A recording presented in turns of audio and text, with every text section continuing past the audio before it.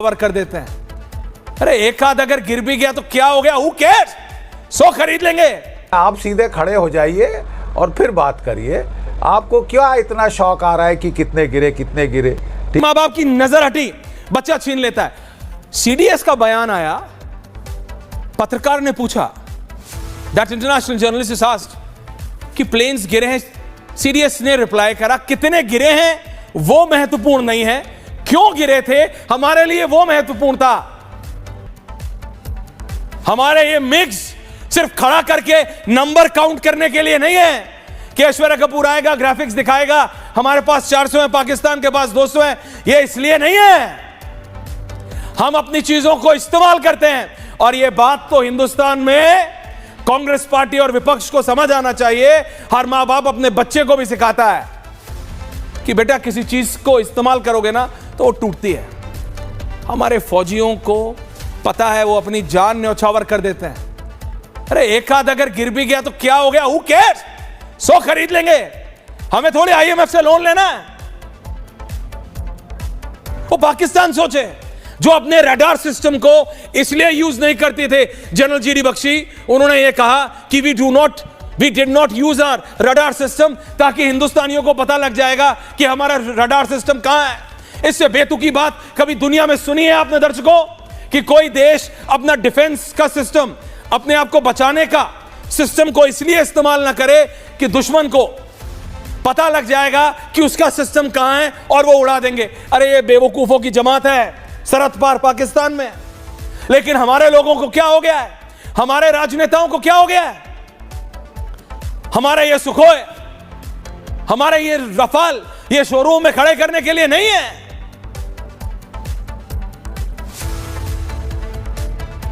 हमें रोज जाके देखना नहीं होता है।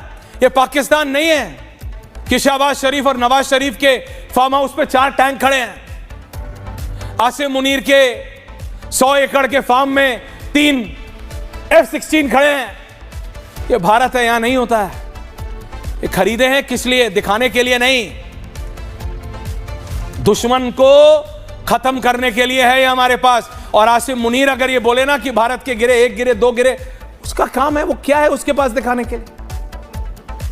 उसका एक भी अगर गिर गया वो F-16, वो अमेरिका देगा नहीं उसको दोबारा। चाइना परेशान है, उसके PL-15 दिखाने के बाद वहां पे चाइना स्टॉक गिर गया, चाइना के डिफेंस स्टॉक्स।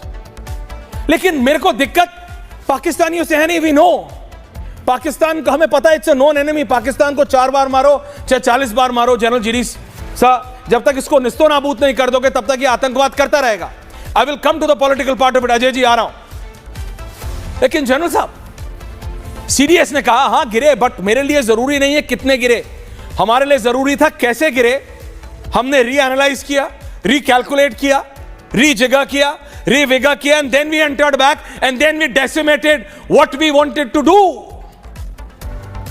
हमारे पॉलिटिकल क्लास को हो क्या गया जनरल साहब, हमारी ऑपोजिशन को, खासकर कांग्रेस पार्टी, मेरे को ऐसा लग रहा है उस बच्चे की तरह है।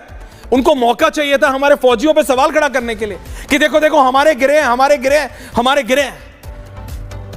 अगर जंग लड़ेंगे तो कारतूस तो इस्तेमाल होंगे जनरल साहब। अगर गोली चलाएंगे, ये कोई बच्चे की धाए धाए धाए वाली बंदूक थोड़ी है, आवाज वाली प्लेन है, चलेगा तो गिरेगा, एक हाथ गिरेगा तो क्या हो गया, नया खरीद लेंगे। जनरल जीडी बख्शी साहब, ओपनिंग कमेंट साहब।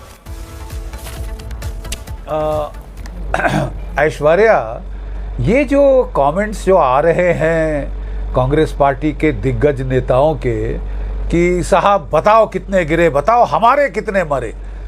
अगर मुझे खुशी होती कि अगर ये पूछ रहे होते बताइए पाकिस्तान के कितने मारे, तो फिर भी समझ आ जाता। ये जो है एक रट लगाना, जैसे कि घाउल्स होते हैं ना, कि कहीं पे वो लाश उनको सड़ती दिखे तो वो पहुंच जाते हैं खाने के लिए। आपको क्या चाहिए, मतलब आपको हमारे पायलट्स कितने मरे इसका इतना बड़ा फिक्र क्यों है? आपको बता दिया कि कोई नहीं मरा, सब के सब पायलट्स वापस आ गए हैं। हाँ, जहाज़ हो सकता है 1-2 गिर गए हों, इतनी बड़ी जंग हुई है तो इट हार्डली मैटर्स। एक कहावत है ऐश्वर्या जी जिसमें कहते हैं, गिरते हैं शह सवार मैदान जंग में, वो तिफल क्या गिरेगा जो घुटनों के बल चलता है। ठीक है, आप सीधे खड़े हो जाइए और फिर बात करिए। आपको क्या इतना शौक आ रहा है कि कितने गिरे कितने गिरे? ठीक है, वो मैं आपको बता रहा हूँ। क्यों नहीं बता रही थी हमारी वायुसेना? इसलिए नहीं बता रही थी कि पहले दिन नॉर्मली स्टैंडर्ड ऑपरेटिंग प्रोसीजर के मुताबिक जब हम किसी टारगेट पे हमला करते हैं तो हम उसके पहले CAD करते हैं, suppression of enemy air defences. यहाँ पे बगैर CAD किए हमको हमला करना पड़ा टेररिस्ट टारगेट्स पे, क्योंकि हम उस पहले वार में पाकिस्तान की एयरफोर्स को टारगेट नहीं बनाना चाहते थे। इसके लिए हमको कुछ प्रिकॉशंस लेना ज़रूरी था, और हमने जो है अपने डमी एयरक्राफ्ट, यानी जिनको बांशी ड्रोन्स बोलते हैं या लक्ष्य पायलटलेस टारगेट एयरक्राफ्ट बोलते हैं, उनमें इलेक्ट्रॉनिक लोड्स डाल के, पेलोड्स डाल के, जो कि दर्शाते हैं कि ये रफाल है, Su-31 है, MiG-21 का इलेक्ट्रॉनिक सिग्नेचर बताते हैं। वो पाकिस्तान ने ठोके और वो दुनिया भर में वो भंगड़ा कर रहा है कि हमने रफाल मार दिए, ठेंगा मारा है तुमने।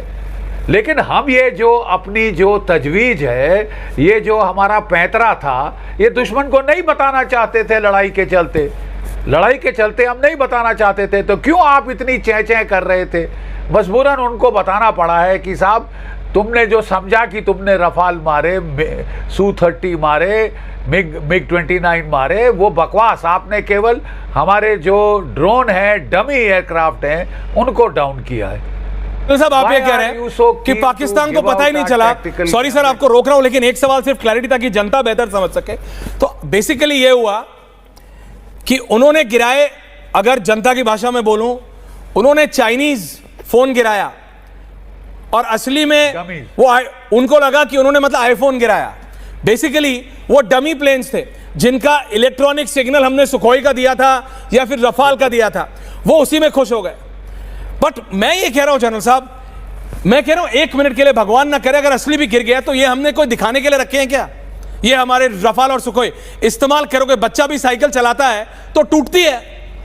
अरे प्लेन हमने दिखाने के लिए रखा है क्या शोरूम में? अगर जंग में इस्तेमाल हो गए तो एक आध गिरेगा ना, कुछ होगा राइट लेफ्ट, ठीक है, हमारे फौजी जिंदा है, सब सुरक्षित है, दैट इज व्हाट मैटर्स। हमको कौन सा जाके IMF से लोन लेना है? हम जाके 4 और खरीद लेंगे, 40 और खरीद लेंगे।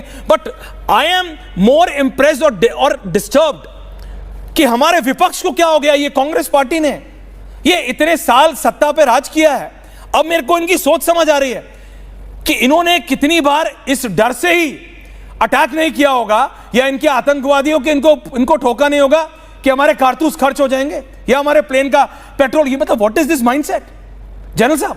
ये कैसा माइंडसेट है? नहीं, बिल्कुल ये this is called the mindset of a ghoul. कितने मरे तुम्हारे? बताओ कितने मरे, बताओ कितने जहाज गिरे। अरे दुश्मन का पूछो ना। क्या आप जानते हैं कि 8 पाकिस्तान के F-16 हमने ठोक दिए हैं, 4 हवा में, 4 ग्राउंड पे, 2 AWAC एयरक्राफ्ट ठोक दिए हैं, ठीक है, 1 ग्राउंड 1 हवा में, ठीक है। उसके अलावा 2 मिराज ठोके हैं, उसके अलावा एक IL-78 refueller, air to air refueller ठोका है, उसके बाद अलावा एक C-130 ठोका है, 4 रडार ठोके हैं, हॉन्ग 9 बैटरी ठोक दी है, इनके 12 में से 11 एयर बेसिस ठोक दिए हैं। उसका आपको फिक्र नहीं पड़ा? आपको दर्द हो रहा है कि आपके क्यों नहीं मरे? अरे यार, कोई ये अच्छे चाहने वाले लोग हैं हमारे एयरफोर्स के बेचारों के, क्या दुश्मन है ये आपको कि तुम्हारे मरे क्यों नहीं मरे, कितने मरे बताओ? जैसा कि आपने वीडियो में देख ही लिया होगा कि जनरल बख्शी आखिरकार मान ही गए कि पाकिस्तान ने हमारे राइफल गिराए। मजीद आगे चलकर आपको दिखाएंगे। बख्शी तप गए हैं कि अपने साफी से कि आप हमसे ये क्यों पूछ रहे हो कि कितने फौजी मर रहे हैं, आप ये पूछो पाकिस्तान के कितने मर रहे हैं। फिर बख्शी कहता है कि नहीं, हमारा कोई नहीं मरा, सारे पायलट जो है ना वापस आ गए थे, अलबत्ता जहाज गिरे हैं। जहाज का तो चलो इसने मान ही लिया, पायलट का भी ये छुपा रहा है। आइए आपको दिखाते हैं कि जनरल बख्शी मजीद क्या कहता है। लेकिन ये बिल्कुल साफ है कि अब हमको ठोक पीट के टेररिज्म के खिलाफ अभियान चलाना पड़ेगा, और उसका मतलब कि हम अपना ही स्टैंड डाइल्यूट ना करें। कभी क्रिकेट खेलने का मन आ जाता है कि मर जाएंगे क्रिकेट खेले बगैर, कभी हॉकी का बड़ा शौक आ जाता है, तो ये हॉकी ज़रा बंद की जाए। एक एक स्टैंड रखिए। देखिए साहब, पॉलिसी बड़ी सीधी है, झूठ, फरेब और सरासर लाइंग थ्रू देयर टीथ। 5 पलटनें भेजी थी अपने सिपाहियों की, नॉर्दर्न लाइट इन्फेंट्री के, वो कारगिल के दौरान, और उनको टेररिस्ट के भेष में डाला था। उनकी लाशें एक्सेप्ट करने से वापस कर दी। हमारे नहीं है साहब, हमारे जो फौज थी उन्होंने बोझा पाकिस्तान को कि भाई बॉडीज ले लो।